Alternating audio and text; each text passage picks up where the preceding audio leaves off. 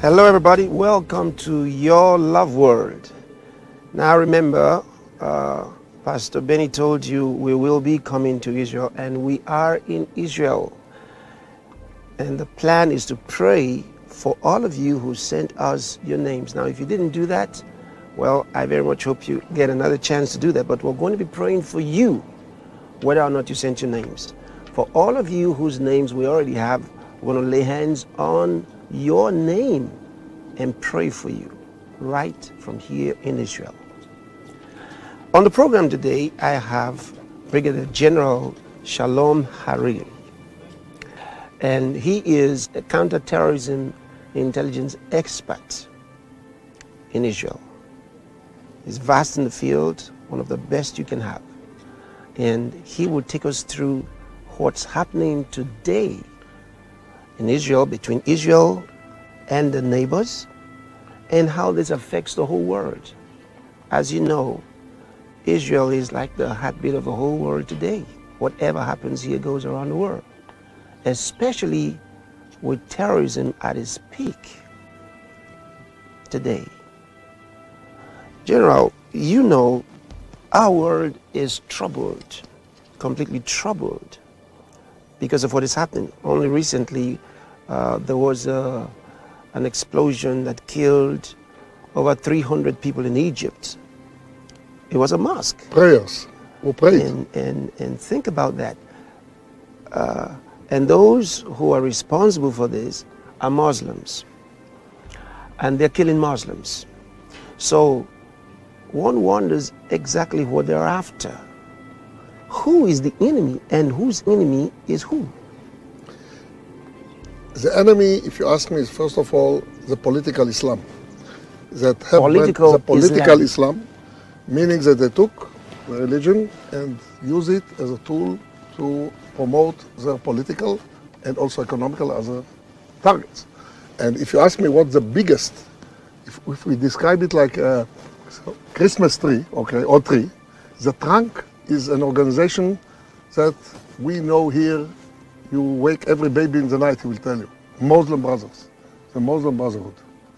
And the branches of the tree are Al-Qaeda, are ISIS or IS or Daesh as we call it, are Nusra and another something like 60 to 70 organizations. Tell us about these major ones first.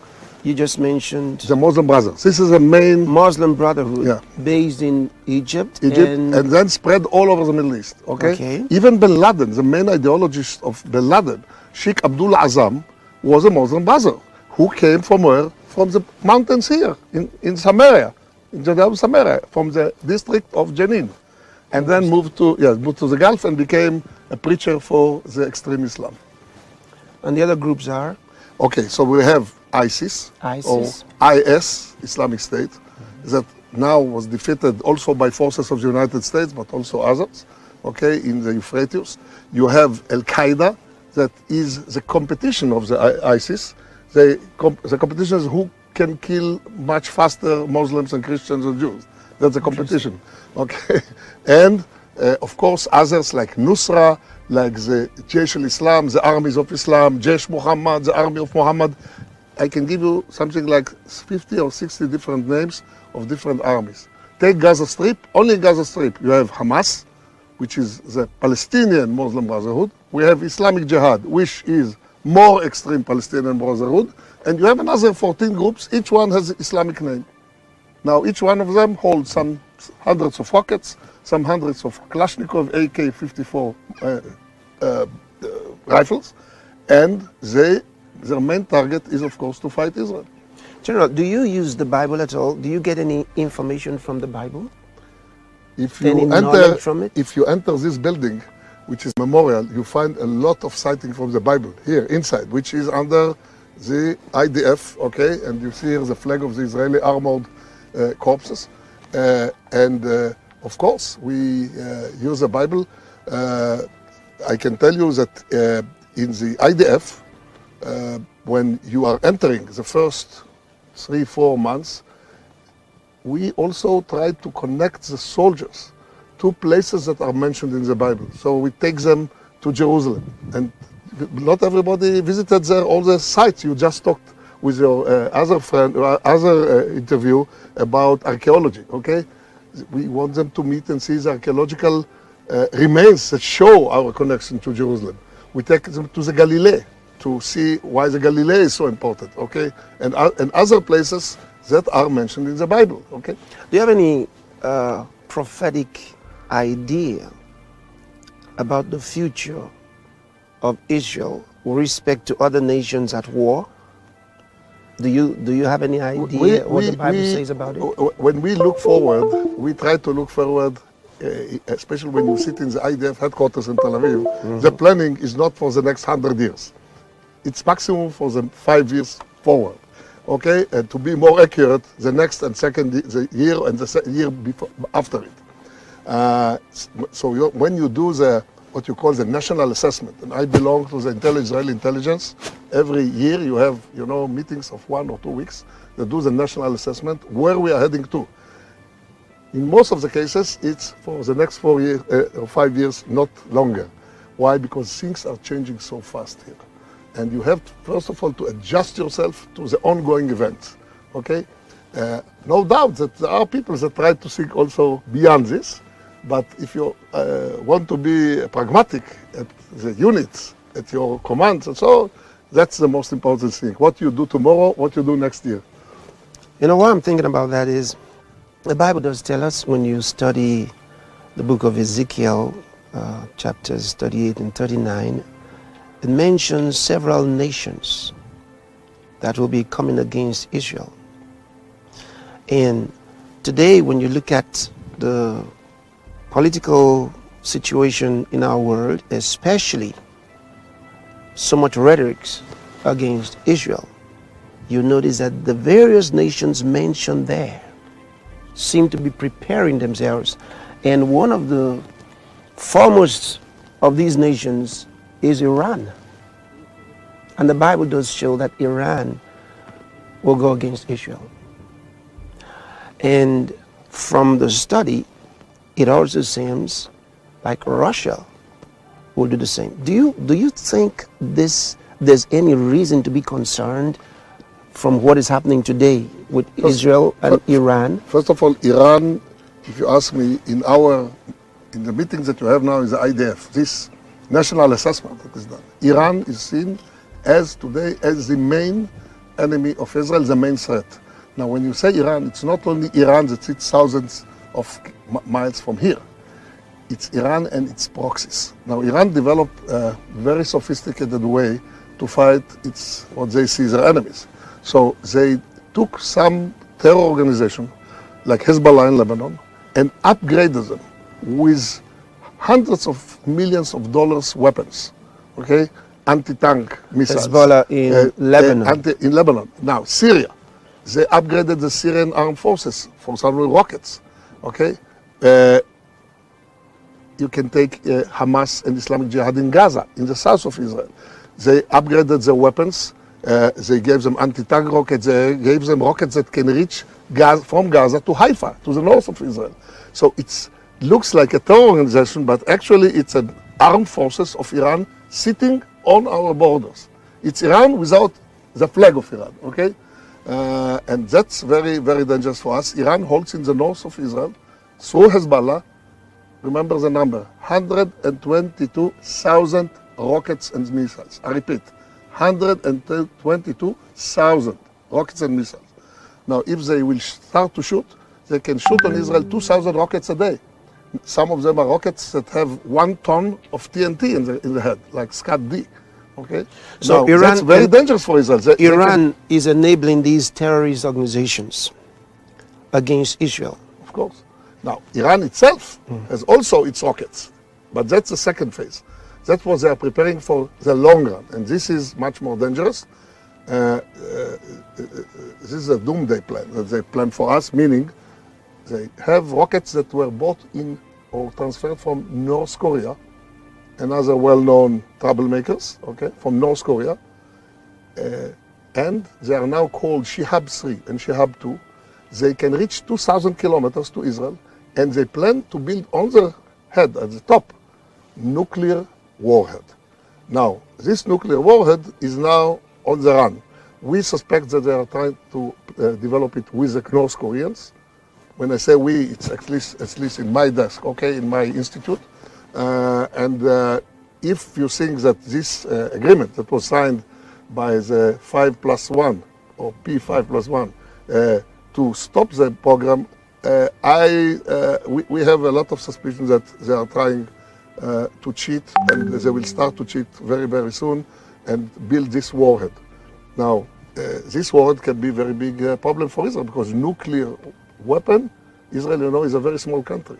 Is Russia involved in this? No, Russia is not involved in developing of the warheads, but Russia is now planning, and it's not a secret, to sell Iran. Well, let's start it from another corner. Russia is, the military industry of Russia is in a very big problem. They lost all their buyers. Now, the big bonanza that they see now in the future, near future, is Iran. Why? Suddenly Iran, because of this agreement that was signed, okay, with a very big push of Obama and others, gives them a lot of money, hundreds of millions of dollars every month. Now, because they can sell openly their oil, they can sell their gas. The United States freed a lot of budgets that were frozen in the United States.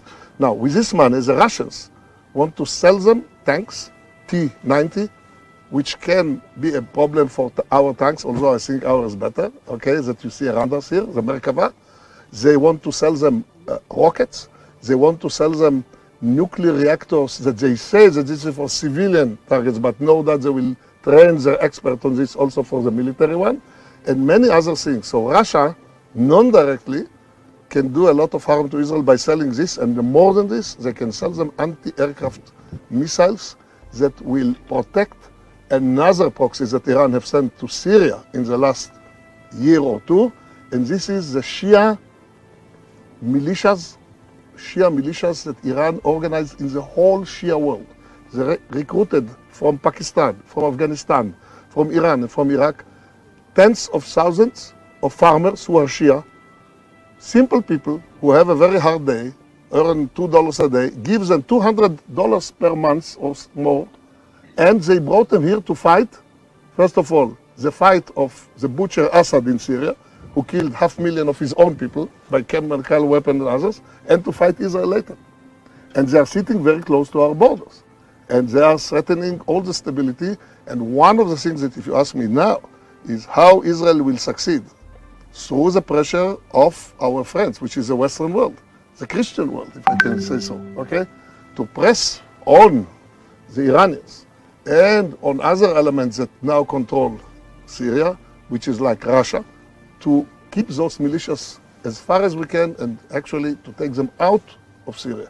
So we have to put some pressure to slow down Iran's actions, because they're going to do it nonetheless. Now, what you said is Russia is indirectly arming Iran, and Israel thinks Iran is targeting them. Targeting who? Targeting Israel, yes. Israel, yeah. Okay, I've got two things I want you to tell us about. Now, you were involved in the 1973 war. Yes. How did you win? How did Israel win? And with what's seeming to be in preparation, like these various nations seem to be getting ready for Israel, in the event of an attack by Iran through their nuclear weapons, okay. what will Israel do? First of all, the 73 war. For us, it was a very big shock because it came with some surprise, and we didn't have enough time to recruit our reserve service. A lot of the Israeli ground forces, like the armored divisions, are reserves who in the day-by-day life are farmers, are merchants, and so on, students, and so on. And the losses are very big. The wall that you see just around you here with the names, just we see here, the longest wall is those who lost their life in 73 war. But the war ended with Israel closer to Damascus, to the Arab capitals, than it was before, with our forces. Closer to Damascus, We were in the range of ability to shoot them with our artillery, not before this war, and closer to Cairo. We were 100 kilometers from Cairo on the other side of the Suez Canal, never before. And that, no doubt, gave us the ability to exercise pressure on the Arab side to give up a lot of their demands. What would you say was the singular thing that helped Israel in that war? What helped us much, I think, the spirit of the fighters. The most important thing was the spirit. People in these tanks, and hundreds of them were burned to death. In these tanks? This tank was a result of the war, because we understood that we have to build a new tank that you can make much better survival of the crew. And if you lose the tank, you still have the crew. These tanks are made in Israel. Yeah, they are made in Israel. It's called Merkava. Some others over there. Yeah, Merkava. If you look to the Bible, you ask the connection of the IDF, Israeli Forces, to the Bible. Merkava is a name of a fighting system in the old days, which is the horses with you call it the chariot. Okay. The chariot behind it with the wheels. Okay. This is Merkava. It's taken from the Bible, the name, okay? And not by accident. We took it because this is a connection of our past to our present now, to our future. And these tanks are built in such a way that we won't lose so many lives in the future war. And if the tank is hit, still you can take the crew, 3 people, move to other tank, and go on fighting. Interesting. So what's the plan for the future? The plan for the future, first of all, missile defense and so on. Let me just give you a wider view, not only missiles and tanks. The strength of Israel is derived from many sources. First of all, our armed forces, of course, our very strong air force, with the help of the United States, no doubt. Most of our airplanes are U.S. production, but with Israeli gadgets that we put on and upgrade it in a way that even sometimes the United States don't have. And that's one. The second thing is, of course, the armored forces. Again, all of it is made in Israel, only the engine of the tank outside, but the ability is mainly the Jewish head, meaning the ability to develop it in such computers, such optics, that our enemies don't have. So that's one of the sources of our Israel strength, but this is not the only one. It's important, the education of Israel, including this connection to the Bible, okay? To the holy writings, if I go this way. To our past, to our ecology, our nation is built. Every place that you go in Israel, you find some old place, okay? You find some old coin from 2,000 years ago. You just go around for 10 minutes and you find it in some old place that you have ruins. Now, it's derived from our economy, from our high-tech industry, okay? Israel is called the high-tech nation now. We have more startups than any other country in the European bloc, for example, per capita. Very close to what you have in the United States. So it's called the startup country or the high-tech nation. So it's science, it's industry, it's education, and the spirit of the fighters. Interesting. What's the influence of Iran on the Palestinians? And as long as, because if they're involved, it makes peace between the two peoples more difficult. Iran is the main spoiler, if you ask me, against any peace agreements. Why? Because in their idea, Israel should be wiped out of the map.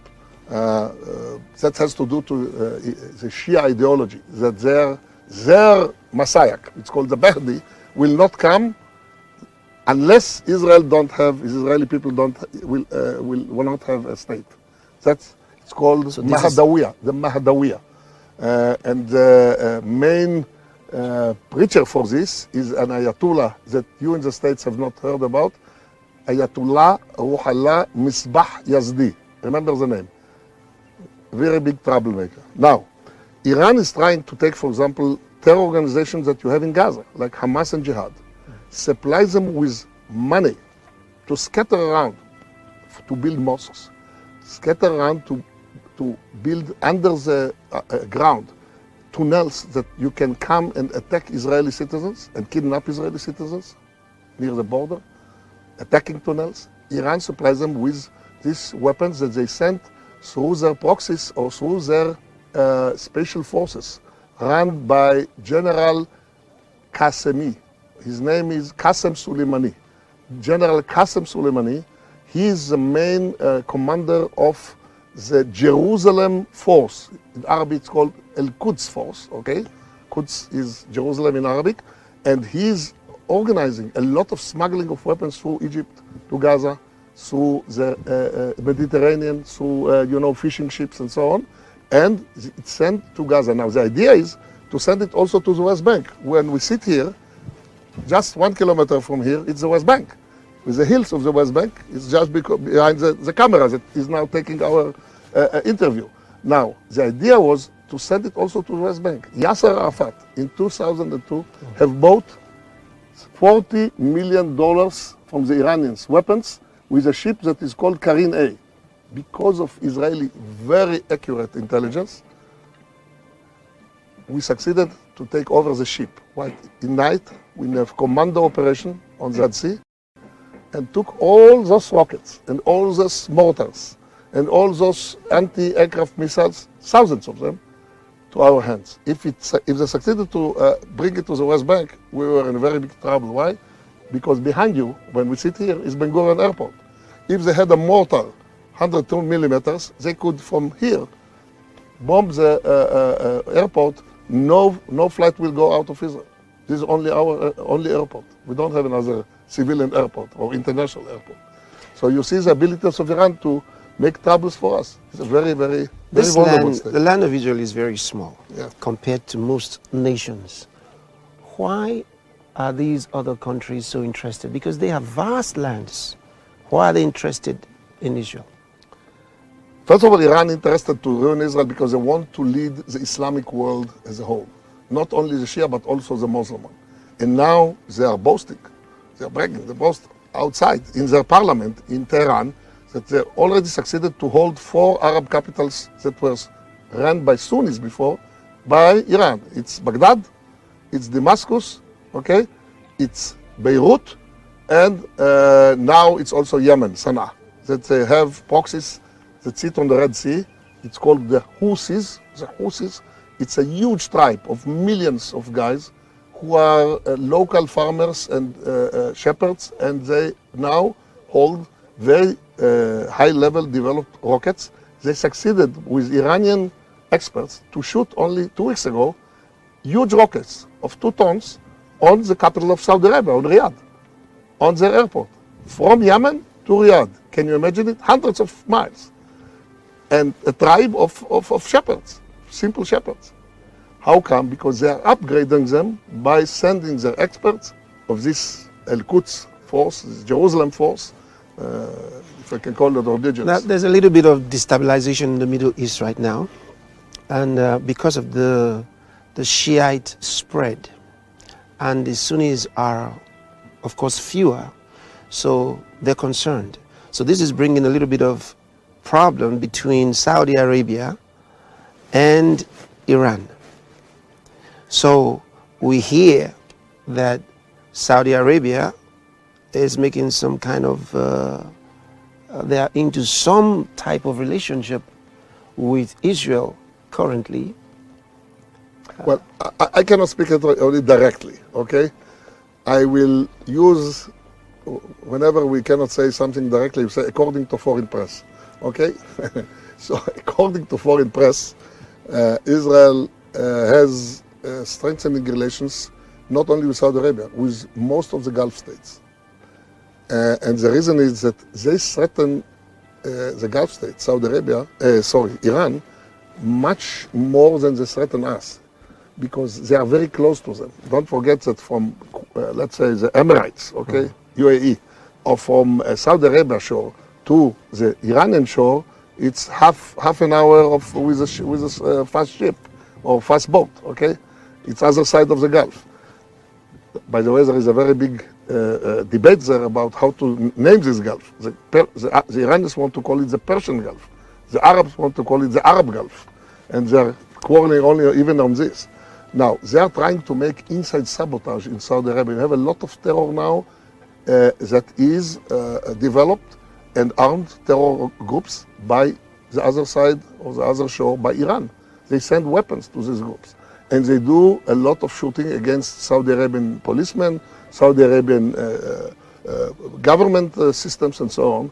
The same thing is in Bahrain and in other places. So all those Arab Sunni rulers are united now between them, and more than this, according to foreign press, they need a lot of the Israeli help. Why? Because Israel have a very long expertise and a long time of developing of anti-terror systems. Even this tank is now serving the Merkava in fighting against terror in Gaza, because what they do, and this is one of the Iranian ways to fight, is to hide behind civilians, meaning they take civilian houses, put their people there, they don't have uniforms, they're dressed like civilians, but they have anti-tank missiles, anti-aircraft missiles. How do you overcome such?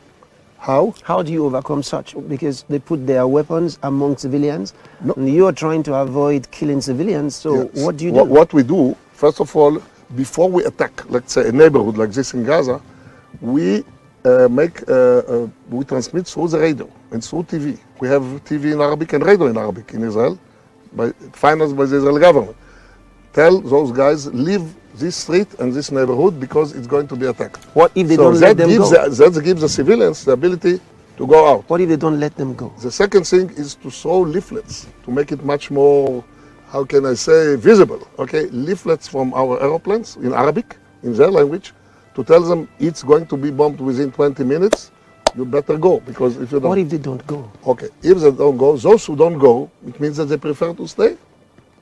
That well, they're held hostage. Now, what we do, we have something that we do.